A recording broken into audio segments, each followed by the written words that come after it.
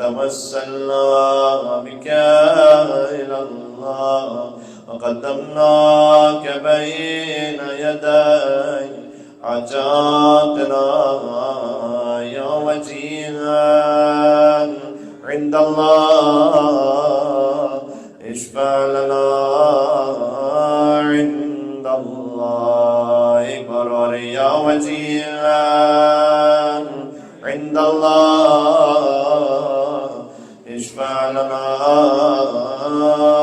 عند الله صلوات بر محمد وآل محمد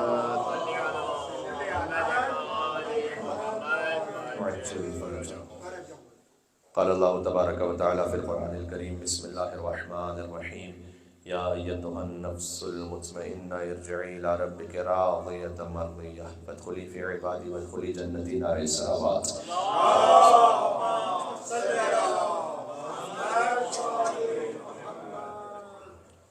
غیر معصومین میں سے جو کوئی بھی مقام صاحب نفس مطمئنہ تک پہنچتا ہے وہ راضیہ اور مرضیہ اس کا نفس ہو جاتا ہے، وہ بتوسط امام علی ابن موسیٰ رضا ہے۔ علماء نے یہاں لکھا ہے کہ امام کو رضا فقط اس لیے نہیں کہا جاتا کہ وہ خود مقام رضا بنتے، امام کو رضا اس لیے کہا جاتا ہے کہ دوسرے امام کے ذریعے سے مقام رضا تک پہنچتے ہیں۔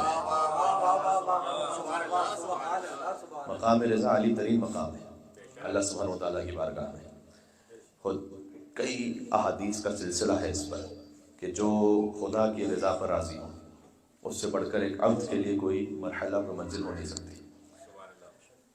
بلکہ حضور نے یہ فرمایا ہے کہ اللہ سبحانہ وتعالیٰ نے یہ کہا، یعنی حدیث قدسی، کہ اگر کوئی میری رضا پر راضی نہ ہو اور میری بھیجی ہوئی مصیبتوں پر صبر کرنے کو تیار نہ ہو تو اسے چاہیے کہ میرے علاوہ کسی اور رب کو ڈھونڈ لے اور اس کی عبادت شروع کر دے۔ یعنی اللہ سبحانہ وتعالیٰ کو مطلوب ہے ایک بندے سے کہ وہ اس کی رضا پر راضی رہے، اپنی تمام تر کوشش کے بعد جو اللہ سبحانہ وتعالیٰ نے اس کے لیے نصیب میں لکھا ہے اس پر راضی و رضا رہے۔ اس کی اعلیٰ ترین منزل پر فائز امام علی ابن موسیٰ رضا علیہ السلام، اور اللہ کے بندوں میں سے جو اس مقام رضا پر فائز ہو وہ ہوتا ہے بتوسط مولا علی ابن موسیٰ رضا علیہ السلام۔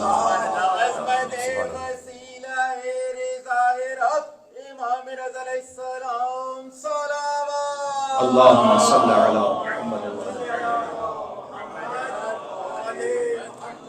مختصر سی تبرکن گفتگو ایک کرنا چاہوں گا۔ امام علیہ السلام کی ولادت کا دن گزرا ہے اور ماہ ذی القعدۃ الحرام منسوب ہے امام علی ابن موسیٰ رضا علیہ السلام سے۔ 11 ذی القعدہ امام رضا علیہ السلام کی ولادت ہے، 23 ذی القعدہ ایک روایت کے مطابق امام کی شہادت ہے، 25 ذی القعدہ جو روز دہو الارض ہے مخصوصی ہے امام علی ابن موسیٰ رضا علیہ السلام کی زیارت کی۔ 25 ذی القعدہ کا جو روزہ ہے وہ سال کے 4 بڑے روزوں میں سے ایک ہے، یعنی 25 ذی القعدہ کے روزے کو غدیر کے روزے کے برابر شمار کیا گیا، اس لیے کہ 25 ذی القعدہ وہ دن ہے کہ جب زمین بچھائی گئی۔ آپ جانتے ہیں دہو الارض انما خلقت السماء مبنیہ والارض مدحیہ۔ اللہ سبحانہ وتعالیٰ نے حدیث قصہ میں جو اللہ کا کلام ہے وہ یہ کہ انما خلقت السماء مبنیہ والارض مدحیہ، میں نے دہو الارض نہیں کیا مگر ان 5 کی محبت۔ تو دہو الارض ہے تراب کا دن اور غدیر ہے ابو تراب کا دن۔ 25 ذی القعدہ کو جو رسول اللہ کا حج کا سفر شروع ہوا تھا مدینہ سے، وہ اختتام ہوا تھا 18 ذی الحجۃ الحرام غدیر پر، تو دہو الارض کی غدیر سے بھی نسبت ہے۔ اگر ہو سکا تو اگلی شب جمعہ جو اسی مقام پر انشاءاللہ آپ کی خدمت میں حاضر رہیں گے تو کچھ باتیں عرض ہو جائیں گی، کیونکہ دہو الارض کی مناسبت قریب ہوگی۔ تو دہو الارض میں جو سب سے اہم عمل ہے وہ ہے روزہ رکھنا۔ میں نے عرض کیا سال کے 4 بڑے روزوں میں سے ایک ہے، دہو الارض میں ہے روزہ رکھنا۔ سید ابن داؤد نے لکھا ہے کہ اس دن روزہ رکھنے سے بھی زیادہ افضل زیارت علی ابن موسیٰ رضا علیہ السلام کا۔ تو 23 ذی القعدہ امام کی شہادت، ایک روایت کے مطابق 25 ذی القعدہ مخصوصی ہے امام علی ابن موسیٰ رضا علیہ السلام کی زیارت کی۔ تو ذی القعدہ کا مہینہ گویا منسوب ہے مولا رضا علیہ السلام سے۔ تھوڑا سا ایک قدم آگے آ جائیے گا، مل کے صلوات بھیجیں محمد وعلی محمد علیہ السلام پر۔ اللہم صلی علی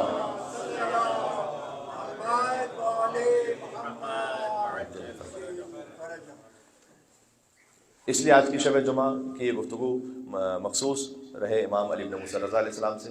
تو میں نے عرض کیا کہ 11 ذی القعدہ جب امام کی ولادت کا جشن ہے تو 148 ہجری ہے وہ، اور 148 ہجری ہی امام جعفر صادق علیہ السلام کی شہادت کا دن کا سال ہے، یعنی 25 شوال. آپ کی خدمت میں چند ہفتوں قبل ایک مجلس کتاب ہم نے کیا تھا، 25 شوال کی مناسبت سے امام جعفر صادق علیہ السلام کی شہادت ہے. 148 ہجری ہی ہے وہ، اور 11 ذی القعدہ 148 ہجری امام رضا علیہ السلام کی ولادت ہے. یعنی امام جعفر صادق علیہ السلام کی شہادت کے 15 یا 16 دن بعد امام رضا علیہ السلام کی ولادت ہے. لہذا امام جعفر صادق علیہ السلام اپنی شہادت کے قریب ایام میں امام موسیٰ کاظم علیہ السلام کو مخاطب کر کے کہا کرتے تھے کہ میرے اس فرزند کو اللہ عالم آل محمد عطا کرے گا. عالم آل محمد جو کہا امام رضا کو، وہ صادق آل محمد نے کہا ہے. تو عالم آل محمد میرے اس فرزند کو اللہ عطا کرے گا. یا لیتنی ادرکتہ، کاش میں زیارت کر سکتا اس عالم آل محمد کی جو چند دنوں بعد دنیا میں آنے والا ہے. امام رضا علیہ السلام کی زیارت کی تمنا امام صادق علیہ السلام کے دل میں ہے، اور امام صادق علیہ السلام کی خواہش ہے کہ وہ زیارت علی بن موسیٰ رضا علیہ السلام کریں. جب آپ جاتے ہیں نا مشہد مقدس امام رضا علیہ السلام کی زیارت پر، تو امام جعفر صادق علیہ السلام کی خواہش کی تکمیل کر رہے ہوتے ہیں. مل کے صلوات پڑھتے نام امام جعفر صادق صلی اللہ علیہ محمد. تو امام جعفر صادق علیہ السلام نے فرمایا کہ عالم آل محمد اللہ عطا کرے گا میرے اس فرزند موسیٰ کاظم کو. کیوں عالم آل محمد کہا گیا امام رضا علیہ السلام کو؟ اس خانوادے میں سبھی عالم ہیں. یعنی آپ غور کیجئے گا کہ رسول اللہ ہے مدینۃ العلم اور مولا علی ہے باب العلم. امام باقر ہے باقر العلم، اور امام رضا ہے عالم آل محمد. تو عالم آل محمد امام رضا کو کیوں کہا جاتا ہے؟ اللہ جانے اس کی کیا کیا وجوہات ہیں، خدا ہی اس کی مصلحت کو جانتا ہے. لیکن ایک بات جو سمجھ میں آتی، مولا علی علیہ السلام کی خواہش تھی لو سنیت لی الوسادہ، اگر میرے لیے مسند علم کو بچھایا جائے تو میں اہل انجیل کو فتویٰ دوں گا انجیل سے، اہل تورات کو فتویٰ دوں گا تورات سے، اہل زبور کو فتویٰ دوں گا زبور سے، اہل قرآن کو فتویٰ دوں گا قرآن سے، یہاں تک کہ خود انجیل بول اٹھے کہ علی نے جو کہا وہ حق کہا. اہل انجیل نہیں، خود انجیل بول اٹھے. اہل زبور نہیں، خود زبور بول اٹھے کہ جو علی نے فتویٰ دیا زبور سے وہی حق تھا. اور اہل تورات کے سامنے تورات بول اٹھے کہ جو علی نے کہا وہ حق کہا. اور قرآن بول اٹھے خود، علی مال قرآن والقرآن مع علی، تو آپ حدیث جانتے ہیں، قرآن خود بول اٹھے کہ جو علی نے کہا وہ حق کہا. آپ ذرا غور کیجئے گا، مولا علی علیہ السلام نے اس خواہش کا اظہار کیا لو سنیت لی الوسادہ، کاش میرے لیے مسند علم کو بچھایا جائے. مولا علی علیہ السلام نے اس خواہش کا اظہار کیا تھا کہ میں اس مسند علم پر تورات والوں کو تورات سے، انجیل والوں کو انجیل سے، زبور والوں کو زبور سے، قرآن والوں کو قرآن سے فتویٰ دوں. مولا علی کی خواہش پوری ہو نہیں سکی تھی. ایک محفل میں کوئی ایسی محفل ہمیں نہیں ملتی کہ مولا علیہ السلام نے یہ عمل انجام دیا ہو، اس لیے کہ وہاں پر اس طرح سے لوگ میسر نہیں تھے. علی ابن ابی طالب نے اس خواہش کو پورا کیا علی ابن موسیٰ رضا نے کاموں کے دربار میں، کہ جب اہل انجیل بھی موجود ہے، اہل تورات بھی موجود ہے، اہل زبور بھی موجود ہے، اور اہل قرآن بھی موجود ہے، تو جو پہلے علی نے کہا تھا وہ 8ویں علی نے کر کے دکھلایا.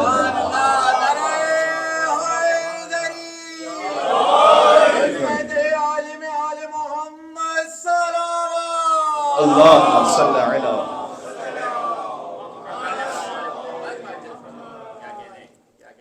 تو امام رضا علیہ السلام کو عالم آل محمد کہا جاتا ہے بظاہر اس وجہ سے کہ امام علیہ السلام نے ایک محفل میں وہ جو مولا علی علیہ السلام کے دل کی خواہش تھی اس کا عملی اظہار فرمایا. اس کی عملی کیفیت امام رضا علیہ السلام کے دور میں ظاہر ہوئی. اور امام علیہ السلام جب تشریف لائے تو انہوں نے اسی طرح سے سلونی کہہ کر، جو ان کے جد نے فرمایا تھا، اسی سلونی کو کہہ کر امام علیہ السلام نے ہر اس بڑے عالم کو اس کی اپنی کتاب سے فتویٰ دیا کہ جو کتاب کا نسخہ اس کے پاس موجود تھا، یعنی انجیل کا نسخہ جو صاحب انجیل کے پاس موجود تھا، یعنی اس عالم کے پاس جو عیسائی عالم تھا، اور تورات کا نسخہ جو اس یہودی عالم کے پاس موجود تھا. امام علیہ السلام کہتے جاتے تھے کہ تیرے پاس یہ نسخہ انجیل کا، اس کا یہ جواب ہے، تیرے پاس یہ نسخہ تورات کا، اس سے یہ جواب ہے. تو اس خواہش کا جو مولا علیہ السلام کی تھی اس کو عملی طور پر پورا کیا امام رضا علیہ السلام نے. اس لیے شاید عالم آل محمد کا لقب بہرحال امام علی بن موسیٰ رضا علیہ السلام کو حاصل ہوا. ایک مل کے اور سروات لیجیے گا، اس کو تھوڑا ٹائٹ کر دیں، اس کو اوپر سے ٹائٹ کر دیں بابا نیچے کی طرف سے.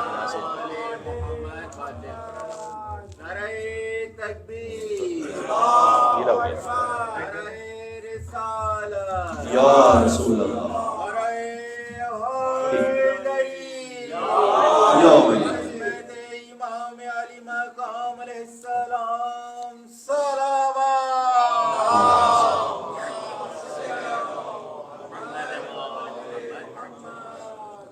تو امام علیہ السلام سے منسوب ایک دعا ہے، آپ دعائے توسل جو کہ معمول ہے، دعائے توسل وہ جو پڑھتے ہی ہیں مومنین، لیکن ایک دعائے توسل غیر معروف ہے، دعائے توسل جو دوسری دعائے توسل کے نام سے لکھی ہوئی ہے مفاد الجنان میں، یہ تقریباً نہیں پڑھی جاتی ہمارے یہاں، اس کو بھی کبھی ایک دفعہ دیکھیے گا، اس لیے کہ جو دوسری دعائے توسل ہے اس میں ہر امام سے توسل تو ہے اللہ کی بارگاہ میں، لیکن ہر امام سے کیا مانگنا ہے اس کا توسل بھی ہے، کون سی خاص دعا مانگنی ہے آپ کو کس امام سے، یہ دوسری دعائے توسل کے نام سے یا دعائے توسل غیر معروف کے نام سے۔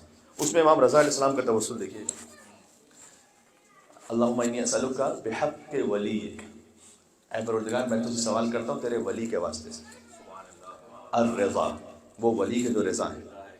اچھا، دعائے توسل جو معروف ہے اس میں ہے کہ یا ابا الحسن یا علی ابن موسیٰ الرضا، پہلے امام کا نام ہے، پھر امام کے بابا کا نام، پھر اس کے بعد امام کا لقب۔ یہاں پر برعکس ہے، اللہم انی اسألک بحق ولیک الرضا علی ابن موسیٰ، کہ میں سوال کرتا ہوں تجھ سے تیرے ولی کے حق کے واسطے سے جن کا لقب رضا ہے، جو علی ابن موسیٰ ہے۔ اللہ، میں سوال کیا کر رہا ہوں، سلمتنی بہ من جمیع اسفاری، کہ پروردگار میرے جتنے بھی قسم کے سفر ہیں ان سب میں تو مجھے علی ابن موسیٰ رضا علیہ السلام کے ذریعے سے سلامتی عطا فرما۔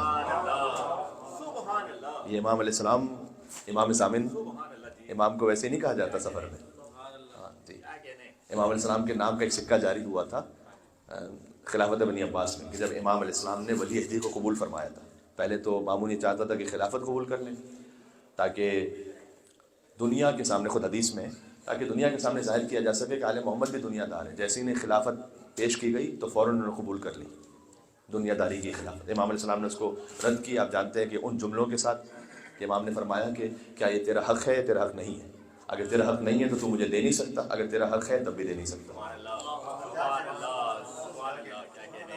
کیا خلافت تیرا حق ہے یا تیرا حق نہیں ہے، یعنی اللہ کی جانب سے ہے یا اللہ کی جانب سے نہیں ہے، اگر اللہ کی جانب سے ہے تو تیرے لیے تو مجھے دے نہیں سکتا، اور اگر اللہ کی جانب سے نہیں ہے، جو تیرے پاس ہے ہی نہیں، وہ کیسے دے سکتا؟ امام رضا علیہ السلام کا جواب سمجھ میں آ رہا ہے آپ کو؟ کہ اچھا نہیں، آپ کو ولی عہد قبول کرنا پڑے گی ورنہ میں آپ کو قتل کر دوں گا۔ اور امام علیہ السلام نے اس وقت بہرحال بامر پروردگار اس ولی عہدی کو قبول فرمایا۔ جب امام نے ولی عہدی کو قبول فرمایا تو ان کے نام کا سکہ جاری ہوا، اور مامون یہ چاہتا تھا کہ اس وقت کے جو علویین ہیں اور سادات ہیں ان کے دل میں عباسیوں کا جو ہیٹریٹ ہے وہ تھوڑا کم ہو سکے اور اس کی حکومت اسٹیبلائز ہو سکے، تو اس وقت امام کے نام کا سکہ جاری ہوا۔ اب اگر کسی امام کے محب کے پاس امام کے نام کا سکہ آتا تھا تو اس کو آگے نہیں دیتے تھے، وہ امام کے نام کا سکہ رکھ لیتے تھے اپنے پاس۔ یہ امام کے نام کا سکہ، اس کی تاریخ سنا رہا ہوں آپ کو، کہ امام کے نام کا جو سکہ تھا وہ اپنے پاس رکھ لیتے تھے، کیونکہ اور بھی سکے تھے کئی، لیکن ہر سکے پہ امام کا نام نہیں لکھا ہوا تھا، لیکن اگر کسی محب کے پاس وہ سکہ آ جاتا تھا کہ جس پہ علی ابن موسیٰ رضا علیہ السلام لکھا ہوتا تھا تو اس کو رکھ لیتے تھے۔ اب دیکھیں امام کے نام کا بھی ایک اثر ہے اور تاثیر ہے۔ خود امام ہی کی حدیث ہے کہ امام رضا علیہ السلام، ان کا جو نام رکھا گیا کہ سماہ بسمی علی جن و علی جن، فرمایا ان کا نام ایک علی اور دوسرے علی کا نام رکھا گیا۔ امام کی حدیث ہے، شیخ مفید نے لکھا ہے اس کو۔ پہلے علی علی مرتضیٰ، دوسرے علی ہیں علی زین العابدین، کہ ان دو علیوں کے نام پر امام رضا کا نام رکھا گیا۔ تو پھر امام نے فرمایا لہٰذا علی مرتضیٰ سے علم اور شجاعت پہنچا ہے علی رضا تک، اور علی زین العابدین سے زہد و تقوی اور عبادت پہنچی ہے علی رضا تک۔ دو علیوں کے مرکب ہیں علی ابن موسیٰ رضا۔ یہ امام نے حدیث میں فرمائی، مل کے سلام دیتے ہیں محمد وعلی محمد علیہ وسلم۔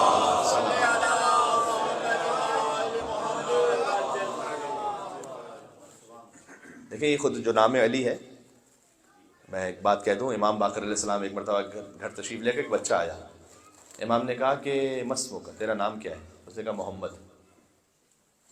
کہا بما تکنا بے، گھر میں کس نام سے پکارتے ہیں، یعنی کنیت کیا ہے؟ گھریلو نام، جیسا ہمارے جیسا غلام حسین کسی کا نام ہے تو گلو بھائی کہنا شروع کر دیتے ہیں، تو اگر یا کسی کا محمد نام ہے تو منو بھائی یا چنو بھائی، تو اچھے بڑے نام کو بھی تھوڑا سا بگاڑ کے ہی کہہ دیتے۔ لیکن امام نے پوچھا کہ تیرا نام محمد ہے تو بما تکنا بھی، کس نام سے گھر میں پکارتے ہیں؟ تو کہا علی۔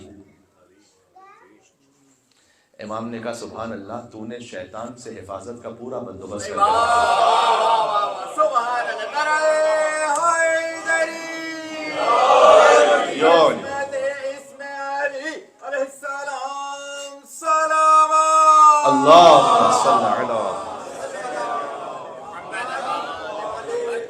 مومنین تشریف لا رہے ہیں، تھوڑا تھوڑا سا ایک قدم آگے آئیے گا تاکہ مومنین سب ساتھ میں بیٹا آج آگے آ جائیے گا، جگہ بن جائے گی. اللہم صلی علی محمد.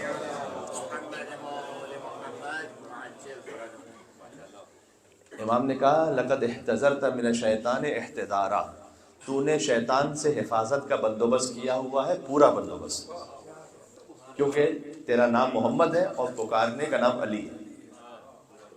پتہ چلا ہم نام علی ہونا بھی ایک فضیلت ہے. کسی کا نام بھی اگر محمد ہے اور پکارا جانے والا نام علی ہے تو محمد اور علی نام ایسے صاحبان فضیلت کے نام ہیں کہ ان کے نام پر جس کا نام ہے تو اس کے لیے بھی ایک فضیلت ہے، اس کے لیے بھی ایک شرف ہے. یعنی سبحان اللہ، یعنی یہ کہ آپ مولا علی علیہ السلام کے نقش قدم پر جب چلنے کے لیے تو نا گویا ایک سٹیپ بن جاتا ہے، ایک سیڑھی بن جاتی ہے کہ کسی کا نام علی ہے تو انشاءاللہ پھر کردار میں بھی آہستہ آہستہ بڑھے گا. بات ہو رہی. لیکن مولا علی علیہ السلام کو فقط ان کی اتباع کی جا سکتی، ان سے حسد نہیں کیا جا سکتا. یہ بات ذہن میں رکھیے گا. ایک الگ گفتگو شروع ہو جائے گی، میرے ذہن میں پتہ نہیں کیا فکر آ گیا، لیکن بہرحال ایک بات کہتا ہوں، حسد کسی بھی مومن سے ہو تو غلط ہے. حسد کا مطلب کیا ہے کہ اس کے پاس جو نعمت ہے وہ ختم ہو جائے، اس کے پاس جو نعمت ہے وہ چھن جائے. رشک اچھا ہے، یعنی رشک تو اچھا ہے، رشک یعنی اس کے پاس جو نعمت ہے وہ رہے لیکن مجھے بھی وہ نعمت مل جائے. تو حسد منفی ہے اور رشک مثبت ہے. فقط ذات علی جن ابی طالب وہ ہے کہ علی سے حسد بھی حرام ہے اور رشک بھی حرام ہے.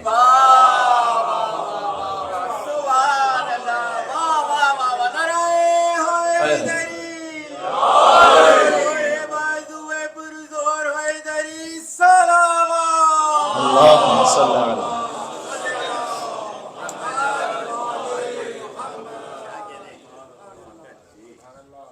حسد بھی حرام ہے. حسد تو اس لیے حرام کہ ہر مومن سے ہی حرام ہے، تو امیر المومنین سے تو یقیناً حرام ہے کہ علی کے پاس جو ہے مجھے اس سے بغض ہونے لگے، تو یہ حرام ہے. رشک بھی حرام ہے کہ جو علی کے پاس ہے وہ ویسا مجھے مل جائے، ہو ہی نہیں سکتا. تو حضور نے فرمایا تھا، حضور ان اپنے ساتھ والوں سے جو ساتھ تھے مکہ مدینہ میں، حضور ان سے کہتے تھے کہ خبردار علی کا بغض نہ لے کر آنا اپنے دل میں، چاہے علی نے تمہارے باپ داداؤں کو کیوں نہ مارا ہو. اگر جنگ میں تمہارے باپ کو دادا کو بھی مارا ہے تو علی کا بغض نہیں لے کر آنا دل میں. تو مولا علی علیہ السلام سے نہ حسد ہو سکتا ہے نہ رشک ہو سکتا ہے، اس لیے کہ وہ مقام حاصل ہی نہیں ہو سکتا. تو ہر علی جو نام ہے فقط علی کا اتباع ہو سکتا ہے، فقط ان کی پیروی ہو سکتی ہے. تو ان کے نام پر نام امام علی بن موسیٰ رضا کا رکھا گیا، امام زین العابدین کے نام پر بھی رکھا گیا. اس طرح سے امام رضا کا لقب بھی ابو الحسن ہے، جیسے کہ مولا علی کا لقب ابو الحسن ہے، اور امام موسیٰ کاظم علیہ السلام کا لقب بھی ابو الحسن ہے. تو اگر روایات میں ابو الحسن آئے تو اس سے مراد مولا علی ہیں، اور ابو الحسن ثانی آئے تو اس سے مراد امام کاظم ہے، ابو الحسن ثالث آئے اس سے مراد امام رضا ہے، اس تفصیل کے ساتھ. تو امام کا نام ہے علی اور کنیت ہے ابو الحسن، لقب ہے رضا. آخری بات اس پہ کر دوں بس، رضا امام کا لقب ہے. اس پر بھی ایک تاریخ میں آپ کو پوری گفتگو ملے گی کہ بعض لوگوں نے مشہور کیا اور امام تقی الجواد سے کہا یہ کہ آپ کے بابا کو کیا رضا اس لیے کہا جاتا ہے کہ مامون نے آپ کے بابا کو رضا کا لقب دیا تھا. اور امام بڑے غضبناک ہوئے اس پر، فرمایا کذب واللہ فاجر، خدا کی قسم جھوٹ بولتے ہیں، فاسق و فاجر ہیں وہ جو یہ کہیں کہ مامون نے میرے بابا کو رضا کہا تھا. اللہ اکبر. یہ آل محمد علیہ السلام کی فضیلت کو چھپانے کے لیے الگ الگ طریقے پہلے سے وضع کیے گئے ہیں، جن میں سے یہ کیونکہ رضا وہ لقب ہے جو شاید ائمہ علیہ السلام میں سب سے زیادہ کسی بھی اور نام کے ساتھ لگایا جاتا ہے، کسی بھی نام کو رکھنے کے لیے. محمد رضا، علی رضا، حسن رضا، حسین رضا. تو رضا وہ لقب ہے، شاید ائمہ علیہ السلام کے القاب میں سب سے زیادہ لقب کسی کا بھی نام رکھا جاتا ہے وہ رضا ہے. رضا بہت کامن ہے. تو رضا کو امام تقی الجواد سے کسی نے کہا کہ مامون نے، کیونکہ مامون راضی تھا آپ کے بابا سے. اللہ اکبر. تو کیا اس لیے رضا کہا گیا؟ اچھا، اس کا تھوڑا سا ایک پس منظر اور بیک گراؤنڈ یہ بھی ہے کہ مامون نے اس بات کا اہتمام کیا تھا کہ امام رضا کو وہیں دفن کیا جائے کہ جہاں ہارون رشید دفن ہے، اس کا باپ۔ کم لوگ جانتے ہیں جب آپ زری امام موسیٰ رضا پہ جاتے ہیں تو اس زری کے اندر ہارون رشید بھی ہے، اسی زری کے اندر ہارون رشید بھی ہے۔ ہارون رشید آیا تھا ایک جنگ لڑنے کے لیے خراسان کے علاقے میں، اس کا کیپٹل تو بغداد تھا۔ واپسی پر اس کی موت ہو گئی، اور اس کے آخری جملے کیا تھے اور کس طرح سے وہ ریگریٹ کر رہا تھا، وہ بھی تاریخ کا ایک پورا حصہ ہے کہ نہ میرا مال میرے کام آیا، نہ میری اولاد میرے کام آئی، نہ یہ سلطنت کام آئی۔ اس طرح سے وہ ریگریٹ کرتے ہوئے کچھ آیتوں کو بھی پڑھ رہا تھا، اور وہیں تڑپ تڑپ کر وہ مر گیا۔ تو ہارون کی قبر بنی ایک مقام پر، جس مقام پر آج امام رضا کی قبر ہے۔ آپ کو سنتے ہوئے حیرت ہو رہی ہے، لیکن امام رضا علیہ السلام کی قبر جہاں پر ہے اس سے پہلے ہارون کی قبر وہاں پر۔ ہارون کی موت ہوئی ہے 193 ہجری میں، اور امام رضا کی شہادت ہے 203 ہجری میں، یعنی امام رضا کی شہادت سے 10 سال پہلے ہارون وہیں پر ہے۔ بلکہ 700 سینچری تک، آج ہے 1445، 700 سینچری تک اس مقام کو بقعہ ہارونیہ ہی کہا جاتا تھا۔ مشہد الرضا بعد میں معروف ہوا ہے، بقعہ ہارونیہ، ہارون کا بقعہ، کیونکہ اس مقام پر ایک گنبد بھی بنا دیا تھا مامون رشید نے اور بعد کے آنے والوں نے، اور بلکہ ایک حجرہ بھی بنایا تھا۔ آپ ذرا غور کیجیے گا، جب ایسا ہوا نا کہ امام رضا علیہ السلام کی جب شہادت ہوئی تھی تو مامون نے یہ چاہا تھا کہ میرے باپ کے قدموں میں علی رضا دفن ہو۔ اب دیکھیں، دشمن اپنی تدبیر کرتا ہے، بلکہ مکر کرتا ہے، اللہ اپنا مکر کرتا ہے، اللہ بہترین مکر کرنے والا ہے۔ امام رضا علیہ السلام نے ابا سلط کو بھیجا تھا جہاں ہارون دفن تھا نا، وہاں پر کہا تھا جاؤ ہارون کی قبر کے چاروں طرف کی مٹی لے کر آؤ۔ تو مٹی لے کر آیا تھا۔ ابا سلط جب مٹی لے کر آئے تو امام علیہ السلام نے ایک طرف کی مٹی کو سونگا، کہا یہ میرے قبر کی خاک نہیں ہے، ایک طرف۔ اس کے بعد دوسری طرف سے امام نے اس مٹی کو سونگا، امام نے کہا یہ بھی حصہ میری قبر کا نہیں ہے۔ تیسری طرف، چوتھی طرف، امام نے فرمایا یہ میرے قبر کی خاک ہے۔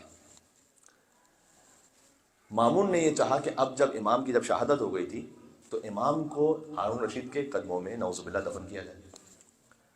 تو امام کا جنازہ چلا بھی وہاں پر اور پہنچا وہاں پر۔ اب ہارون کے جو قدموں کی جگہ تھی اس کی کھدائی شروع ہوئی۔ جیسی کھدائی شروع ہوئی تو وہاں پر ایک ایسا بڑا پتھر نمودار ہوا کہ تاریخ میں یہ لکھا ہوا ہے، یہ میں خطابت میں نہیں کہہ رہا، تاریخ میں لکھا ہوا ہے کہ خراسان کی ساری کدالیں منگوا لی گئیں تقریباً، مطلب شاید جو بھی اویلیبل ہوں گی، اور ہر کدال سے کوشش کی گئی کہ وہ پتھر توڑا جائے، وہ ٹوٹا ہی نہیں پتھر۔ تو وہاں پر قبر بنی نہیں پا رہی تھی، تو کیا کیا جائے؟ پھر اس کے بعد داہنے اور بہانے طرف کھودا گیا کہ کم سے کم داہنے یا بہانے طرف کسی جگہ امام کو دفن کر دے وہ۔ تو جیسی کھودا اس مقام کو تو اس میں سے پانی نکلا بہت، اور ابھی پانی ہٹانا چاہتے تھے کہ مچھلیاں نکلی۔ اب وہ مقام اس قابل نہیں کہ وہاں پر اور کسی کو دفن کیا جائے، بلکہ امام نے ابا سلط کو کچھ روٹیاں دی تھی، کہا جب وہ مچھلیاں نکلے نا تو انہیں یہ رزق دے دینا ہے۔ سبحان اللہ، کیا کہنے عظمت امام علی مقام علیہ السلام، صلوات۔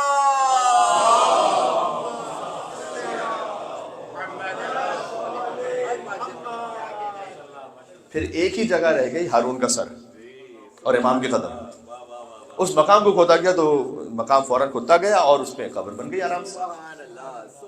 امام علیہ السلام کو دفن کیا کہ آج بھی جہاں امام کے قدم ہے وہاں ہارون کا سر ہے، بالکل ساتھ میں۔ اچھا، جب امام علیہ السلام کی قدم، ہارون کا سر وہاں پر، اس طرح سے تدفین ہو گئی، اور بعد میں وہاں پر ایک حجرہ زری کا، مطلب زری بنائی گئی نا ایک طرح سے امام کی۔ تو اب امام علیہ السلام کی جب زری بنانے کی کوشش کی گئی تو امام کا جو جسد اطہر ہے اور جو قبر مبارک ہے وہ بالکل سینٹر میں نہیں آ رہی تھی، کیونکہ امام ایک کونے میں ہے ایک طرف نا، اوپر گنبد پہلے سے بن چکا تھا اور ایک حجرہ باہر بھی بن چکا تھا، تب اس کے اندر ہی زری بنانی ہے. آپ بات سمجھ رہے ہیں میری؟ واضح ہو رہی؟ تو ہارون ہے درمیان میں، اور پھر زری جب کور ہو رہی ہے تو ہارون بھی اس میں ساتھ میں کور ہو رہا ہے. اور جب زری بن رہی ہے تو امام کے جو سر کا مقام ہے، اپنے امام کا سر کا جو مقام، وہاں سے حجرے میں بہت بلاکیج ہو رہا تھا، یعنی جگہ نہیں بچ رہی تھی، کیونکہ امام کے پورے قبر مطہر کو آپ کو کور کرنا ہے زری کے اندر. تو اب جو آلریڈی حجرہ بنا ہوا ہے اس میں اور زری میں امام کے سر کی طرف سے فاصلہ بہت کم رہ جاتا تھا. تو اب جو بھی گزرنے والا گزرتا تھا تو ہر ایک جانتا تھا کہ چونکہ یہاں ہارون کی قبر ہے لہٰذا یہ کرنا پڑا ہے. تو وہ کہتے ہوئے گزرتا تھا کہ مولا رضا کے قاتل پہ لعنت ہو جس کی وجہ سے یہاں پر گزرتے ہوئے زائروں کو تکلیف ہو رہی ہے. تو اللہ سبحانہ و تعالیٰ نے وہیں پر ایک خود بخود لعنت کا بھی اہتمام کر دیا. امام کو جب ایسے دفن کیا گیا تو دیبل نے ایک شعر لکھا ہے. وہ دیبل جس نے امام کی خواہش پر ایک مرثیہ کہا تھا، انہی دیبل نے امام کی قبر پر ایک شعر لکھا ہے. عجب شعر ہے. فرمایا کہ اس بقعے کے نیچے شر الناس بھی دفن ہے اور خیر الناس بھی دفن ہے. آپ مشرق سے کہیں اور بھی چلیں گے تو آپ کو مزہ آئے گا.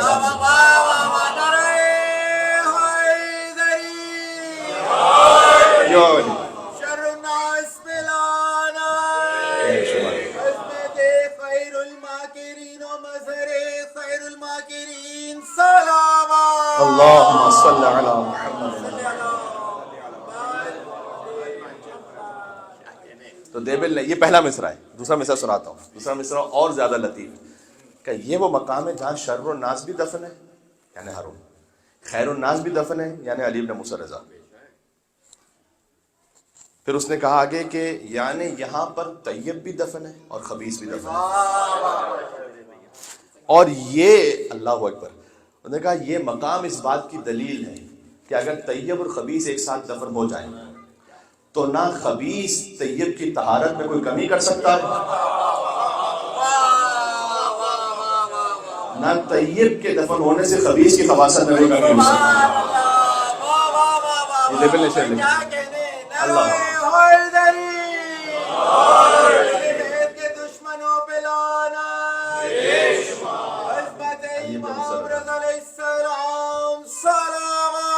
اللہم صلی اللہ.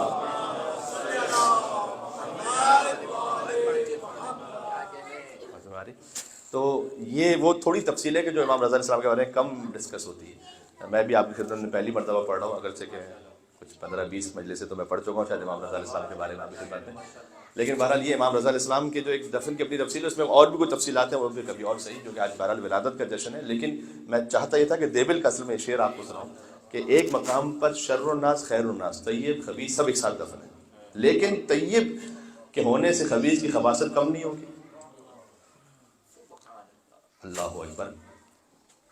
دیکھیں یہاں پر اس نے طیب اور خبیث کا لفظ لکھا ہے اس بات کو سمجھانے کے لیے کہ شجر طیبہ اور شجر خبیثہ ان میں سے کوئی ساتھ میں دفن ہو. بہت اچھے. گناہگار کا لفظ نہیں لکھا. اگر گناہگار دفن ہے تو اس کے گناہ معاف ہو جائیں گے، لیکن اگر شجر خبیثہ میں سے کوئی دفن ہے تو شجر طیبہ کی کسی فرد کے دفن ہو جانے سے اس کی خباثت میں کوئی کمی نہیں ہوگی.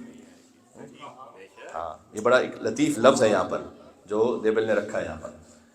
تو یہاں امام علی بن موسیٰ رضا شافع روز جزا ہیں، اور امام میں نے عرض کیا کہ امام کے نام سے جو توسل ہے اس میں جو دعائے توسل غیر معروف والی ہے اس میں یوں ہے کہ پروردگار تجھے تیرے ولی کے حق کا واسطہ جو رضا ہے علی بن موسیٰ ہے کہ مجھے سلامتی عطا فرما، اللہ سلمتنی، تو مجھے سلامتی عطا فرما بھی ان علی بن موسیٰ رضا کے ذریعے سے من جمیع اسفاری، تمام قسم کے سفروں میں. پھر 6 سفر ذکر کیے. وہ 6 کون سے سفر ہو سکتے ہیں کہ من البحار والبرار، سمندروں پر سفر ہو یا خشکی پر سفر ہو یا پہاڑ پر ہو یا صحراؤں میں ہو یا وادیوں میں ہو یا جنگلوں میں ہو.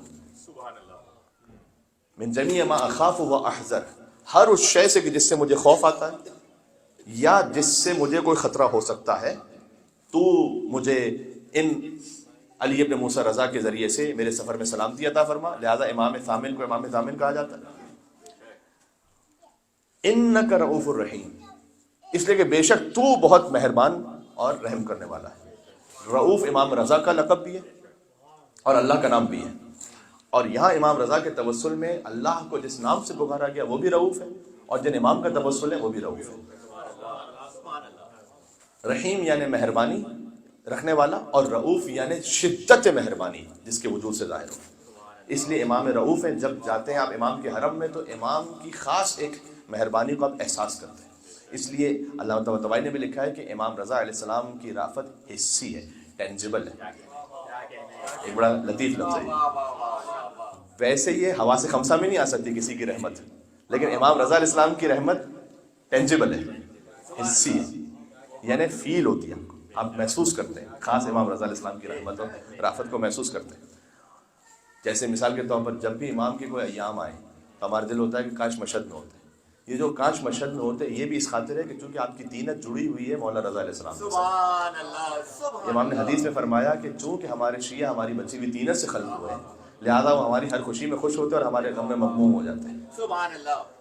تو ہر وہ شیعہ کے جو امام کی خوشی میں خوش ہو اور امام کے غم میں مغموم ہو، خود بخود یہ اس بات کی دلیل ہے کہ یہ امام کی طینت سے خلق ہوا ہے، فاضل طینت سے۔ امام کا جو نور ہے وہ نور الگ ہے، لیکن جو دنیا میں بھیجی گئی امام کی جو طینت ہے جس سے امام علیہ السلام کا وجود ہے، وہ جو طینت ہے فاضل طینت ہے نا، اس سے جو بچی ہوئی طینت تھی اللہ سبحانہ وتعالیٰ نے ان کے شیعوں کو خلق فرمایا ہے۔ تو یہ خاص امام علی بن موسیٰ رضی اللہ علیہ السلام بہرحال ان کا کرم ہے، ان کی مہربانی جو خاص محسوس ہوتی ہے، اور وہ کرم اور مہربانی آج تک ان کی شہادت کے بعد بھی بے شمار معجزات کے ذریعے سے جاری اور ساری ہے۔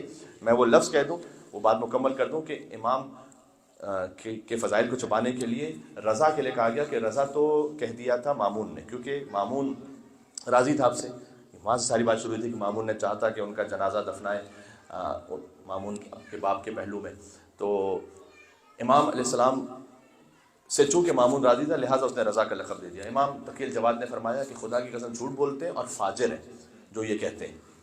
کہا پھر مولا آپ کے بابا کو رضا کس نے کہا اور کیوں کہا جاتا؟ تو امام نے فرمایا کہ لأنہ رضا للہ فی سمائی و رضا لرسول اللہ فی ارضہ، اس لیے کہ میرے بابا آسمانوں پر اللہ کی خوشی ہے، زمین پر رسول اللہ کی خوشی ہے۔ سبحان اللہ، سبحان اللہ۔ اور خوشی کا جو عربی ترجمہ ہے وہ ہے رضا، راضی بہ رضا ہونا۔ چونکہ آسمانوں پر اللہ کی رضا ہے اور زمین پر رسول اللہ کی رضا ہے، اس لیے میرے بابا کا لقب ہے رضا۔ سبحان اللہ۔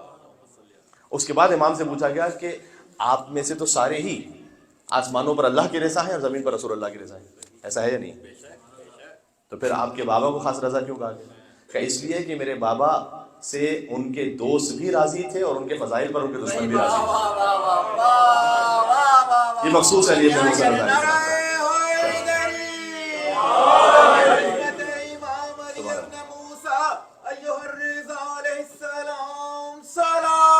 اللہم صلی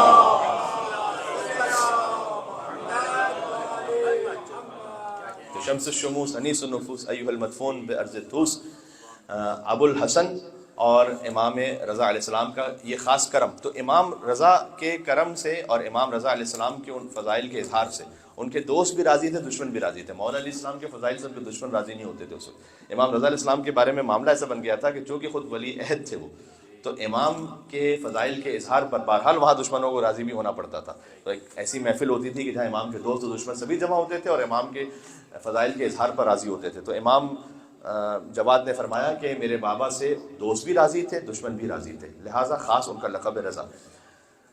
بس اس لقب کے ساتھ ہی میں آہستہ آہستہ بات کو اختتام تک لے کے جاؤں تو امام کے القاب پر آج گفتگو ہو گئی۔ امام کا نام ہے علی، دو علیوں کے نام پر۔ امام کا ایک لقب ہے رضا، امام کا ایک لقب ہے رؤوف، امام کا ایک لقب ہے عالم آل محمد۔ امام کے 50 القاب ذکر کیے گئے، صدیق، شہید، یہ امام علیہ السلام کے القاب میں سے کہ بہت زیادہ سچ بولنے والے۔ صدیق وہی لقب ہے کہ جو مولا علیہ السلام کا لقب ہے۔ تمام ائمہ علیہ السلام کے جتنے القاب ہیں اس میں خود معارف کا ایک بحر بے قرار ہے۔ کیوں؟ کس امام کو کیا لقب دیا گیا، اس کی خاص وجہ ہے۔ کتاب النجم الثاقب میں آغا محدث نوری نے امام زمان علیہ السلام کے 180 لقب لکھے ہیں۔ اب امام کے جو 180 لقب ہیں وہ کیوں ہیں، ہر لقب کیوں ہے امام کا؟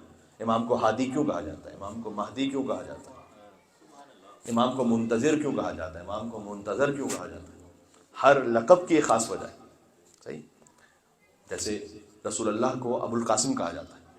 تو ابو القاسم میں آپ سے عرض کر چکا ہوں کہ امام رضا ہی سے پوچھا گیا تھا. سبحان اللہ. امام رضا ہی سے پوچھا گیا تھا کہ آپ کے جد کو ابو القاسم کیوں کہا جاتا ہے؟ تو امام نے کہا کہ ان کے بیٹے تھے قاسم، لہٰذا ان کو ابو القاسم کہا جاتا ہے. تو سوال کرنے والے نے کہا حل ترانی اہل زیادہ، کہ اس سے زیادہ کہل سمجھتے ہیں کہ مجھے بتلائیں. یعنی وہ کہتا ہے کہ یہ وجہ تو معلوم ہے سب کو، لیکن مولا میں آپ سے پوچھنا چاہتا ہوں کہ اس سے زیادہ کی کوئی مجھ میں اہلیت ہے کہ آپ مجھے بتلائیں.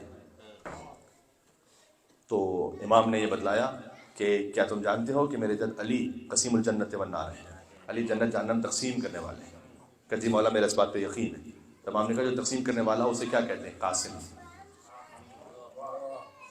اور چونکہ علی کے استاد ہیں رسول اللہ اور استاد ہے باپ کی جگہ پر، لہذا علی قاسم ہے اور رسول اللہ ابو القاسم ہے. یہ امام رضا علیہ السلام نے سبحان اللہ سبحان اللہ. کیا کہنے عظمت قاسم و ابو القاسم علیہ السلام صلوات. اللہم صلی اللہ. اب جب خطبے میں آئے نا سیدنا و مولانا ابو القاسم محمد، تو ابو القاسم محمد پر آپ صلوات بھیجیں اس نیت کے ساتھ کہ آپ علی کے باپ پر صلوات بھیجیں. امام رضا علیہ السلام نے فرمایا کہ ابو القاسم کی جو گہرائی ہے وہ یہ ہے کہ چونکہ رسول اللہ کے باپ ہیں، علی کے باپ ہیں روحانی رسول اللہ، اور علی قاسم ہے. یہ بھی مامون کے دربار کا ہی مناظرہ ہے کہ مامون کے دربار میں اس نے پوچھا تھا کہ آپ کیوں کہتے ہیں آپ کے جد علی کو قسیم الجنت والنار. تو مامون بہرحال ایک صاحب علم شخصیت پہ لکھا گیا اس کو تاریخ میں، حدیثیں بھی بیان کرتا تھا. تو امام نے اسے پوچھا کہ کیا تو یہ جانتا ہے نہیں جانتا کہ میرے جد رسول اللہ نے فرمایا ہے کہ یا علی حبک ایمان و بغضک کفر و نفاق. اے علی تمہاری محبت ایمان ہے، تمہارا بغض کفر و نفاق ہے. کیا تم جانتے ہو؟ یہ میرے جد نے فرمایا کہ میرا یقین ہے. اس نے یوں کہا سامنے کہ میرا یقین ہے اس بات پر کہ حدیث صحیح ہے. تو امام نے کہا کہ اگر یہ حدیث صحیح ہے تو یہ بتاؤ این المومن، مومن کہاں ہوگا؟ فی الجنہ، جنت میں. وہ این المنافق، منافق کہاں ہوگا؟ کہ فی النار، جہنم میں. کہ جب مومن جنت میں ہوگا اور علی سے کو مومن کے علاوہ محبت کر نہیں سکتا، اور منافق جہنم میں ہوگا اور علی سے کو منافق کے علاوہ بغض رکھ نہیں سکتا، تو فیصلہ ہو گیا کہ میرے جد علی کی محبت وہ ہے کہ جو جنت جہنم تقسیم کرنے والے ہیں. لہذا علی قسیم الجنت والنار ہے. یہ کہہ کر امام، سبحان اللہ آپ نے کہا اور کہنا بھی بنتا ہے، یہ کہہ کر مامون کے دربار سے امام نکلے. عباس سلط ساتھ ساتھ نکلے. عباس سلط نے کہا کہ مولا کیا ہی جواب دیا آپ نے. امام نے کہا اس کے لیے دیا تھا.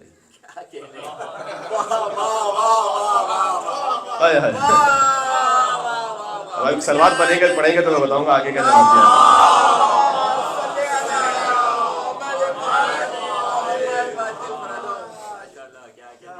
یعنی امام کہنا چاہ رہے تھے کہ ہر ایک کی ظرفیت وہ نہیں ہے کہ ہم اصل حقیقت بتا سکیں گے.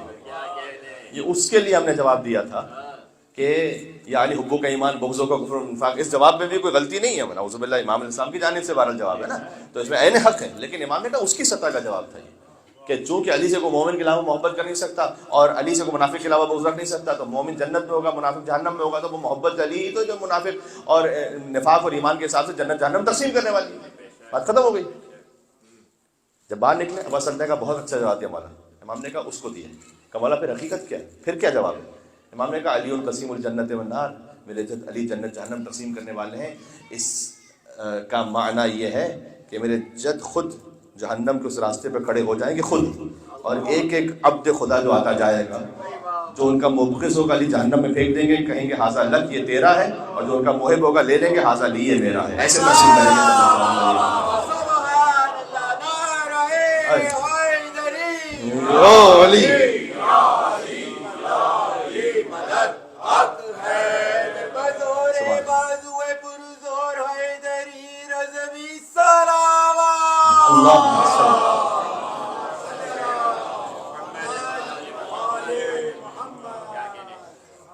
ایک بات ہمیشہ ذہن میں رکھیے گا، شیعت کے لیے کہ جو مرکزی ترین ایک نقطہ عطف جس کو کہتے ہیں، یعنی وہ پوائنٹ کہ جہاں پر آ کر شیعت ایسی محفوظ رہی ہے. شیعت کا مطلب ہے مذہب اہل بیت علیہ السلام، جو محفوظ رہا ہمیشہ کے لیے. اس میں کچھ اسباب ہیں درمیان میں، ان میں سے ایک اہم ترین عاشورہ ہے. آپ جانتے ہیں عاشور کے بعد ہجرت امام رضا علیہ السلام قیامت تک کے لیے تشیع کو بچا گئی. یہ ایک مجلس کا موضوع ہے. امام رضا علیہ السلام کی ہجرت سے پہلے امامت کا عقیدہ صحیح طور پر فقط خواص کے دماغ میں تھا، عوام کے دماغ میں نہیں۔ بات سمجھے میں کیا کہہ رہا ہوں؟ عام جنرل عوام ایک بڑا عالم سمجھتے تھے کسی امام کو، واقع امام کی کیا شان ہے وہ نہیں سمجھتے تھے۔ امام خالی بڑے عالم نہیں ہیں، حجت خدا منصوص من اللہ ہے۔ تو مدینہ میں جب تک ائمہ علیہ السلام ہیں اس وقت تک کے حالات ایسے ہیں کہ وہاں پر کھل کر اس طرح سے اظہار کا موقع نہیں مل سکا کہ اصل امامت کی شان کیا ہے، اور اگر اظہار کہیں ہوا بھی تو وہ پردے میں رہ گیا۔ تو خواص تو جانتے ہیں، عوام نہیں جانتے اتنا۔ پہلی بار امامت عوام الناس کے سامنے اپنے فضائل و کمالات کا اظہار کرے وہ علی ابن موسیٰ رضی اللہ عنہ، خراسان میں، جہاں پر ہندوستان سے بھی آئے ہوئے لوگ، جہاں پر یورپ سے آئے ہوئے لوگ، جہاں افریقہ سے آئے ہوئے لوگ، اور وہاں پر ایک عام اجتماع ہے جہاں امام اسلام اپنے فضائل کمالات کا اظہار فرمائے۔ اور امامت کے عقیدے کو خواص سے نکال کر عوام کے دلوں اور دماغ میں بٹھانا، یہ کنٹریبیوشن ہے مولا رضا علیہ السلام۔ اس پر ایک پوری مجلس چاہیے۔ اس کا ثبوت میں آپ کو دوں، چھوٹا سا ثبوت۔ تو ثبوت یہ ہے کہ امام علیہ السلام نے عوام الناس کے دل و دماغ میں امامت کی شان کو ایسے بٹھا دیا کہ امام رضا کی شہادت کے بعد 8 برس کے امام محمد تقی الجواد کو امام ماننے میں شیعوں کو کوئی تکلیف نہیں، کوئی فرقہ نہیں بنانا۔ آپ دیکھیں امام رضا علیہ السلام سے پہلے ہر امام کی شہادت کے بعد کوئی نہ کوئی فرقہ بنا ہے، سوائے امام علی ابن موسیٰ رضی اللہ عنہ کی شہادت، کیونکہ امامت کو اس معیار پر امام نے عام عوام کے دماغوں میں پہنچا دیا تھا کہ چاہے 2 دن کا بچہ بھی ہے اگر اللہ کی جانب سے ہے تو تعجب نہیں کرنا، یہ عام عوام سمجھ گئے تھے۔ لہٰذا امام رضا کی شہادت کے بعد آپ کو امام تقی الجواد علیہ السلام کی امامت کو ماننے والے جو شیعہ ہیں ان میں کہیں پر کوئی فرقہ ایسا نہیں بنا کہ جس نے یہ کہا کہ یار ابھی تو انہیں کیسے امام مانے، تو 8 برس کے بھی کسی اور کو امام مان لو۔ اس لیے امام رضا کی امامت کو ماننے والا 12 کا ماننے والا ہے، یہ میں آپ کو بتا چکا ہوں۔ اس لیے امام رضا علیہ السلام کا بطور امام جشن منانے والا وہ شیعہ اثنا عشری شیعہ ہی ہو سکتا ہے، مولا علی میں ضروری بات نہیں ہے، امام حسن امام حسین کے لیے ضروری بات نہیں ہے۔ امام حسین کی امامت کے بعد زیدیہ فرقہ بنا ہے، زید شہید کو امام ماننے والے بن گئے۔ امام جعفر صادق اسلام کی شہادت ان سے پہلے کیسانیہ فرقہ بنا، حضرت مختار کی امامت کو ماننے والے بھی بنے، محمد حنفیہ کی امامت کو ماننے والے بھی بنے، بعد میں اسماعیلی فرقہ بنا، محمد ابن اسماعیل کی امامت کو ماننے والے بن گئے، بعد اسماعیلیوں سے بوری فرقہ ایک بنا، تو 12 فرقہ بنے، فتحی مذہب بنا بعد میں۔ امام رضا علیہ السلام کے بعض بھائیوں نے خود امام رضا کی امامت کو نہیں مانا، اس پہ گفتگو ہو چکی، تو امام کے دور میں بھی فرقے بنے، لیکن امام رضا کی شہادت کے بعد جس نے 8ویں کو مانا اس نے 12ویں تک مانا۔ سبحان اللہ، سبحان اللہ، بے شک یہ خاص بات ہے، امام رضا علیہ السلام کی امامت کی خاص بات ہے۔ اس لیے حدیث میں آیا ہے کہ امام رضا علیہ السلام کی زیارت ایک اعتبار سے تمام ائمہ سے افضل ہے، اس لیے کہ باقیوں کے پاس اپنے بھی جاتے ہیں، غیر بھی جاتے ہیں، 8ویں امام کے پاس فقط اپنے آتے ہیں۔ سبحان اللہ، زیارت امام علی رضا علیہ السلام، صلوات اللہم صلی علی، ایک مل کے بلندہ صلوات دیے گا، نام علی ابن موسیٰ اللہم صلی علی۔ تو امام علیہ السلام کی ذات سے جو اظہار ہوا ہے جس فضیلت کا اور جس بات کا، اس میں یہ سب سے امپورٹنٹ ہے کہ امامت کا صحیح تشخص بٹھانا عام عوام کے دلوں میں۔ اور پھر جب امام محمد تقی الجواد کو انہوں نے 8 برس کے سن میں امام قبول کر لیا اور دل سے ایکسیپٹ کیا شیعوں نے، انہیں کوئی تذبذب نہیں ہوا، اس پہ کوئی ہیزیٹیشن نہیں ہوا، پھر اس کے بعد اللہ کی جانب سے ایک اور تحفہ نصیب ہوا کہ چونکہ اب تم نے 8 برس کے امام کو جو اللہ کی جانب سے حجت ہے اپنا رہبر قبول کر لیا ہے، اب تم اس قابل ہو گئے کہ تم زیارت جامع کبیرہ کو حاصل کر سکو، اور 10ویں امام سے تم زیارت جامع کبیرہ نصیب ہوئی۔ یعنی اس وقت تک شیعہ اس قابل نہیں تھے کہ زیارت جامع کبیرہ کو سمجھ سکے، 10ویں امام کے زمانے تک اس لائق ہو چکے تھے کہ زیارت جامع کبیرہ اگر امام کی جانب سے دی جائے تو تحمل کر سکیں اس کو، تو امام نے عطا فرما دی۔ اور یاد رکھیے گا زیارت جامع کبیرہ ہماری سمجھ کی انتہا ہے، اہل بیت کے فضائل کی انتہا نہیں ہے، ہماری سمجھ کی انتہا جہاں تک تھی وہ امام نے سمجھا دی ہے۔ قیامت تک کے لیے امامت کے لیے شناس نامہ ہے، کہتے ہیں نا آئیڈینٹیفیکیشن کیا ہے آپ کی، تو امامت کے لیے جو آئیڈینٹی کارڈ ہے وہ کیا ہے، آئیڈینٹیفیکیشن کیا ہے، وہ یہ ہے زیارت جامع کبیرہ۔ یہ نصیب ہوا 8ویں امام کے بعد، چونکہ 8ویں امام نے اس مقام تک پہنچا دیا تھا لوگوں کے شعور کو، اور اس میں امام کے مناظرات بھی ہیں، امام کی حکمت آمیز باتیں بھی ہیں۔ اس لیے آپ دیکھیں گے کہ امام رضا علیہ السلام سے بھی بہرحال کچھ فقہی حدیثیں ہم تک پہنچی ہیں، سب سے زیادہ امام جعفر صادق علیہ السلام اور امام باقر علیہ السلام، لیکن امام رضا علیہ السلام سے یہ ظلم ہوا ائمہ علیہ السلام پر، جہاں ان کی خلافت کو تو غصب کیا گیا، ان کی جو مرجع علمی تھی اس کو بھی غصب کر لیا گیا تھا، یعنی خلافت تو غصب ہو چکی ہے، اب کوئی علمی طور پر بھی پوچھنے کے لیے امام کے پاس نہیں جا سکتا تھا۔ امام حسین علیہ السلام کے زمانے میں علامہ امینی نے لکھا ہے، علامہ امینی نے لکھا ہے کہ جو 10 سال امام حسین علیہ السلام نے شہادت امام حسن کے بعد گزارے ہیں، ان میں کتنی حدیثیں ہیں آپ کے پاس امام حسین سے؟ انہوں نے جو جمع کیا ہے وہ ہے 270 حدیثیں، اس میں فقہی معاملات پہ کتنی ہیں؟ 5۔ پوری وسائل الشیعہ انہوں نے دیکھی، اس میں یہ دیکھا کہ امام حسین سے فقہی حدیثیں کتنی ہیں، کیسے نماز پڑھیں، کیسے وضو کریں، کیسے غسل کریں، 5۔ کیا حق ہے یہ امام کا؟ اگر 270 آپ دیکھیں 10 سال میں، یعنی ایوریج 27 ایک سال میں۔ آج کا کوئی عام سا عالم بھی ایک سال میں میرے خیال میں 200-300 مجلسیں پڑھ لیتا ہو، حدیثیں نہیں ہے مجلس، ایک سینٹنس امام کا دیکھیں تو 10 سال میں جو نقل ہوا امام سے آگے وہ 270 سینٹنسز ہے خالی، بس That's it۔ یہ کتنا بڑا ظلم ہے امام علیہ السلام پر۔ تو امام حسین علیہ السلام پر بھی یہ ظلم ہے، یہ ظلم نہیں پڑھا جاتا ہے، اس کی طرف توجہ نہیں جاتی۔ امام سید سجاد علیہ السلام پر بھی یہی کہ 35 ایئرز امام علیہ السلام کی زندگی ایسے گزرے کہ امام سے کوئی فقہی مسئلے یا کسی بھی اور معرفت کے معاملے میں کوئی مسئلہ پوچھنے والا امام سے ہے ہی نہیں، بلکہ امام علیہ السلام کے جو صحابی ہیں وہ تو آپ لٹرلی جو ہے وہ فنگر ٹپس پر کاؤنٹ کر لیں گے، تب بھی شاید زیادہ ہی ہوں گے فنگر ٹپس، صحابیوں کے نام کم ہوں گے امام کے۔ جو واقع امام کے ایسے صحابی ہیں جو امام جناب علیہ السلام کے پاس آ کر علم حاصل کرتے ہیں۔ پھر امام باقر کے زمانے میں کچھ راحت ملی ہے، کچھ، اور امام صادق علیہ السلام کے زمانے میں موقع ملا امام کو، پھر امام موسیٰ کاظم علیہ السلام کی زندگی پھر زندان میں، اور امام رضا علیہ السلام۔ تو آپ کو ائمہ علیہ السلام میں سے جن امام سے سب سے زیادہ علم کا اظہار ہوا ہے وہ صادق علیہ محمد ہیں اور امام رضا ہیں، جن امام کے جشن میں آپ تشریف فرمائیں، سبحان اللہ۔ بہرحال امام علیہ السلام کی وہ جو تقریباً زندگی کا آخری 2.5 سال وہ قیامت تک کے لیے تشیع کی بنیادوں کو مضبوط کر گئے، کیونکہ امام کے فقط 2.5 سال ایران میں گزرے ہیں۔ آج امام کا نام آتے ہی سب سے پہلے ایران کا تصور آتا ہے، ایران کا تصور آتے ہی سب سے پہلے امام کا نام ذہن میں آتا ہے، لیکن امام علیہ السلام کی زندگی کے فقط 2.5 ایئرز گزرے ایران میں، بس یہ جو 2.5 سال تھے اس نے وہ تہوبالا کر دیا ظالم کے ہر منصوبے کو۔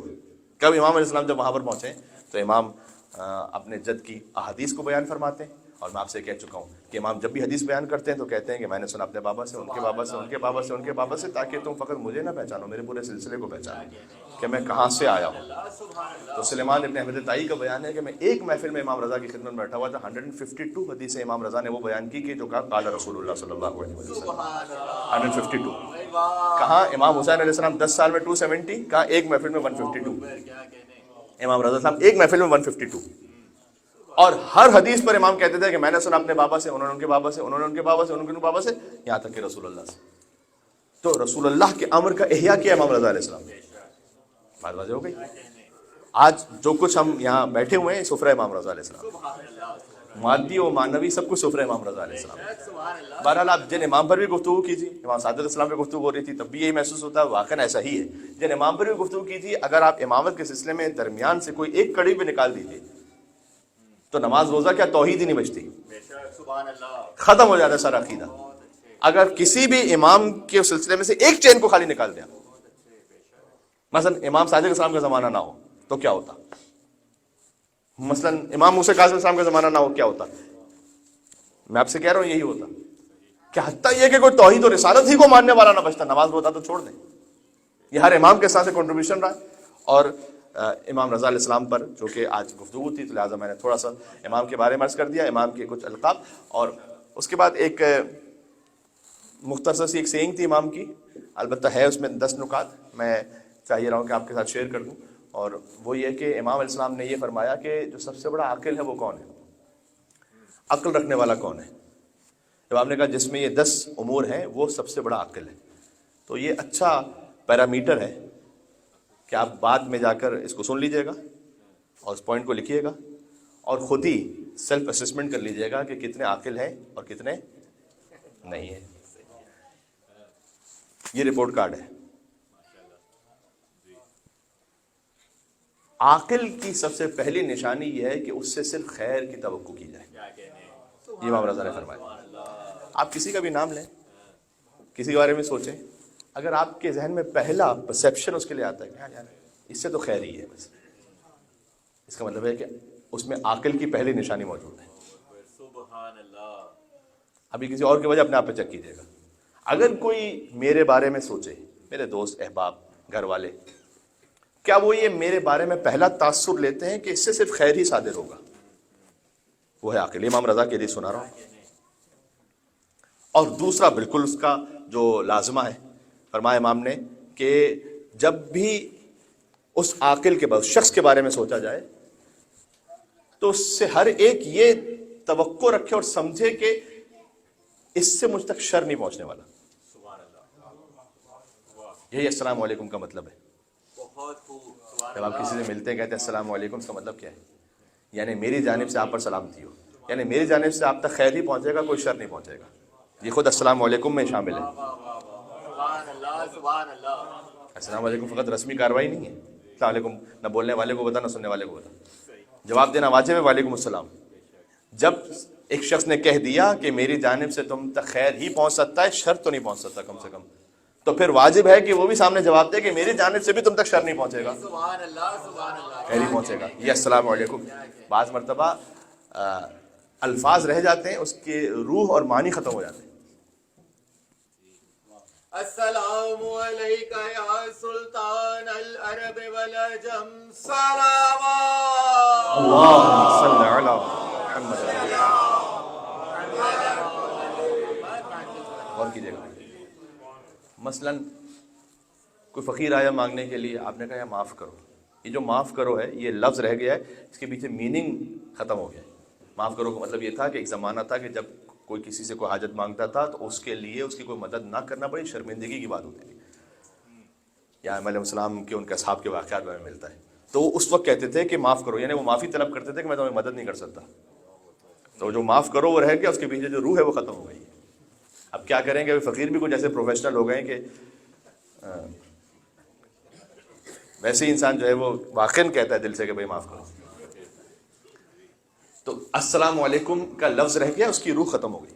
امام نے فرمایا کہ السلام علیکم, یعنی السلام علیکم تو میں تشریح کر رہا ہوں. امام نے فرمایا عاقل کی پہچان یہ ہے کہ پہلا, اس سے تم جب بھی اس کے بارے میں سوچو صرف خیر صادر ہوگا, شر صادر نہیں ہوگا. دوسرا امام نے فرمایا اللہ اکبر. تیسری جو صفت امام نے بیان کی عاقل کی, انسان عاقل وہ ہوتا ہے کہ جب بھی کسی اور کی نیکی کو دیکھتا ہے تو اسے کثیر سمجھتا ہے, اور جب اپنی نیکی دیکھتا ہے تو کتنی کثیر کیوں نہ قلیل سمجھتا ہے. کیونکہ شاید ہو سکتا ہے کہ اللہ تعالیٰ نے اس کو جو جن حالات میں رکھا اس نے جو نیکی کر لی یہی بہت بڑی ہو, اور شاید ہو سکتا ہے کہ اللہ تعالیٰ نے مجھے جتنی نعمتیں عطا کی تھی اس کے مقابلے میں مجھے بہت زیادہ کرنا چاہیے تھا, اور میں نے جو کیا ہے وہ قلیل ہے. یہ امام رضا فرما رہے ہیں. پھر پانچواں امام نے فرمایا کہ انسان عاقل کی پہچان یہ ہے کہ وہ زندگی کے کسی بھی عمر کے حصے میں پہنچ جائے, وہ علم حاصل کرنے میں خجالت نہیں کرتا, سیکھنے میں شرماتا نہیں. پھر امام نے یہ فرمایا کہ انسان عاقل وہ ہے کہ جو اللہ کی معصیت میں, یعنی گناہ کرتے ہوئے دولت جو مل رہی ہو, اس پر وہ غربت کے جو اللہ کے راستے میں ہے اس غربت کو ترجیح دیتا ہے. پھر امام نے فرمایا کہ اگلی پہچان یہ ہے کہ اللہ کے راستے میں اگر گمنامی ہے تو اس گمنامی کو ترجیح دیتا ہے اس شہرت پر کہ جو اللہ کی معصیت پر ہے. اس میں آج کل کا سارا سوشل میڈیا آ گیا, سارا سوشل میڈیا یہاں پر آ گیا کہ اگر کچھ ایسا کرنا ہے جس سے شہرت تو بڑی ملے گی, پر اللہ راضی ہے ہی نہیں, دیکھ لو پہلے. اور اگر ہم نے کوئی ایسی بے ڈھنگی حرکتیں نہیں کی تو شہرت تو نہیں ملے گی, کوئی پہچانے گا نہیں ہمیں. امام نے کہا کہ اللہ کے راستے پر گمنامی کو وہ ترجیح دے دیتا ہے اللہ کی معصیت پر, وہ اللہ کی معصیت کے جس میں اس کو شہرت مل رہی ہے, شہرت نہیں چاہیے. اور پھر فرمایا کہ اللہ کے راستے میں حاصل ہوئی بظاہر ذلت کو وہ ترجیح دیتا ہے شیطان کے راستے پر آئی ہوئی عزت کے مقابلے پر. یعنی واہ تو ہے لیکن ہے غلط راستہ، اس پر وہ بظاہر ذلت کو قبول کر لے گا کہ ہاں لوگ مجھے برا کہہ لیں گے، کوئی بات نہیں، ہے تو اللہ کا راستہ کافی ہے۔ یہ امام رضا علیہ السلام نے فرمایا کہ انسان عاقل کی یہ پہچان ہے۔ اب آپ خود جا کے اس کو چیک کر لیجیے گا ٹک کر کے کہ کون کون، ہر ایک اپنے آپ میں بہتر چیک کرنے والا ہے اور بہتر خود اپنے آپ کے لیے محاسب کر سکتا ہے، جان حساب کر سکتا ہے۔ خود چیک کر لیں انسان کہ میں کس لیول پر ہوں، 10 میں سے نمبر بھی دے دیں آرام سے کہ 70% عاقل ہوں یا 20% ہوں، 10% ہوں، کچھ بڑھنے کی ضرورت ہے کیا؟ تو یہ خود بخود میں نے عرض کیا کہ میرے خیال میں ایک پوائنٹ رہ رہا ہے میرے ذہن سے، شاید میں نے 9 پوائنٹس آپ کی خدمت میں کہے، اور ایک دیکھ لوں میں آپ کی خدمت میں تاکہ کوئی رہ نہ جائے۔ ہاں ایک چیز جو رہ گئی تھی وہ یہ کہ یہ 9 پوائنٹس ہو گئے تھے۔ ایک پوائنٹ یہ ہے کہ انسان عاقل کی پہچان یہ ہے کہ جب بھی اس سے کوئی حاجت طلب کی جائے تو دل کو تنگ نہ کرے۔ سبحان اللہ، یہ امام رؤوف، کیا کہنے، خود امام رؤوف ہوئے، سبحان اللہ، دل کو تنگ نہ کریں، ممکن ہے تو وہ ضرور اس کی مدد کریں، اپنی شان کے مطابق مدد کریں، ایسا کم ہو گیا ہے بہت، اپنی شان کے مطابق۔ اللہ نے آپ کو $1-2 کی شان دی ہے یا زیادہ دی ہے، اس کے مطابق مدد کریں جو آپ کو اللہ نے آپ کی شان دی ہے۔ سبحان اللہ، بہت خوب، سبحان اللہ، جب اللہ سے مانگ رہے ہوتے ہیں تو کتنا مانگتے ہیں، اور جب اللہ کو آگے دینا چاہتے ہیں، اللہ کی خدمت اللہ کے بندوں کو دینا چاہتے ہیں، بہت خوب، کیا کہنے، یار ابھی تو دیا تھا، ابھی اتنا تو کافی ہے، اتنی ضرورت کیوں ہے؟ یہ سارے سوالات اپنے لیے کیوں نہیں آتے دماغ میں نہیں کہہ رہا کہ آپ اسراف کریں، میں کہہ رہا ہوں کہ آپ غور کیجیے گا کہ جو اللہ سبحانہ وتعالیٰ نے آپ کو مقام و شان عطا کی ہے اس کے مطابق دیں۔ بات واضح ہے؟ ہاں اس میں ایک بات کا خیال رکھیں، شاید میں نے عرض کیا ہو پہلے یا نہیں کیا ہو، کہ امام حسن علیہ السلام کے پاس ایک سائل گیا مانگنے کے لیے، امام نے 500 درہم دیے، اس کے بعد امام حسین کے پاس وہی سائل گیا، تو امام نے کہا کہ چونکہ میرے بھائی نے 500 دیے ہیں تو مقابلہ نہیں ہو رہا یہاں پر، تو ان کی شان چونکہ مجھ سے زیادہ عظیم ہے تو میں 490 دوں گا تاکہ ان کا احترام رہے۔ سبحان اللہ، کیا کہنے، پھر عبداللہ ابن جعفر طیار کے پاس گیا، کہا حسنین کریمین نے کتنا دیا ہے؟ کہا انہوں نے 500 دیے ہیں اور امام حسین نے 490 دیے، کہا میں 480 دوں گا تاکہ ان کی عظمت باقی رہے، ان کا مقام مجھ سے اوپر ہے۔ تو اس میں اس ادب کو انہوں نے خیال رکھا۔ بہرحال اپنی شان کے مطابق جو اللہ تعالیٰ نے آپ کو عطا کیا نا ویسے کریں اللہ کے نام پر۔ تو انسان عاقل وہ ہے کہ جب اسے کوئی حاجت مانگی جائے تو اپنے دل کو تنگ نہیں کرتا، وہ دل کھلا رکھتا ہے۔ ایک مل کے صلوات بھیجیں نام علی اللہم صلی وعجل فرجہم۔ میرے خیال میں کوئی اناؤنسمنٹ تو نہیں؟ ٹھیک ہے، بس اختتام کرتے ہیں یہاں پر، اور چند مصرے ذہن میں آ رہے ہیں کہ تو اپنے ایک جام پہ نازاں ہے ساقیہ، اور 14 پلانے والے ہیں پرواہ ہے مجھ کو کیا۔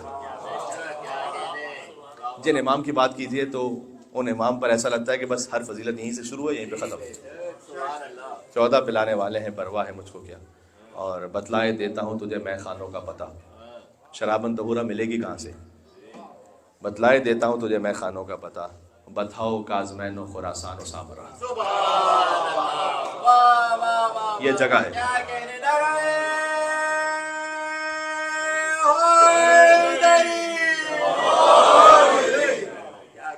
سب سے بڑے ساقی کا میخانہ بھی باقی ہے۔ بتاؤ کازمین و خراسان و سامرا، اور خورشید مدعا میرا برج شرف میں ہے، ایک کربلا میں ایک میرا ساقی نجف ہے۔ سبحان اللہ، یو علی یو علی یو علی مدد حق۔ اس امید پر کہ انشاءاللہ امام رضا علیہ السلام کی زیارت اسی سال نصیب ہو، قبر میں کی شفاعت نصیب ہو۔ امام رضا علیہ السلام نے خود فرمایا جو میری زیارت پر آئے تو 3 مقام پر اس کی مدد کے لیے میں آؤں گا، قبر میں سوال جواب کے وقت، اور عند تطایر الکتب جب نامہ اعمال کھولا جائے گا اس وقت ہمیں ہر لمحے پر امام رضا علیہ السلام کی شفاعت سے بہرمند فرما پروردگار۔ اور جتنے مومن یہاں تشریف فرمائے، آپ اپنے اپنے رزق میں وسعت کے لیے، مریضوں کی شفا یابی کے لیے امام رضا اور امام تقی الجواد، خاص طور پر امام تقی الجواد علیہ السلام کے ذریعے سے جو مانگی جائے دعا قبول ہوتی ہے رزق کے بارے میں، تو ان کو ہدیہ کرتے ہوئے اپنے مقام سے کھڑے ہوتے جائیں اور 3 مرتبہ بآواز بلند صلوات بھیجیں، محمد و آل محمد پر اللہ صلی علی۔ اس سے بہتر صلوات بھیجیں، اللہم صلی علی محمد و آل محمد۔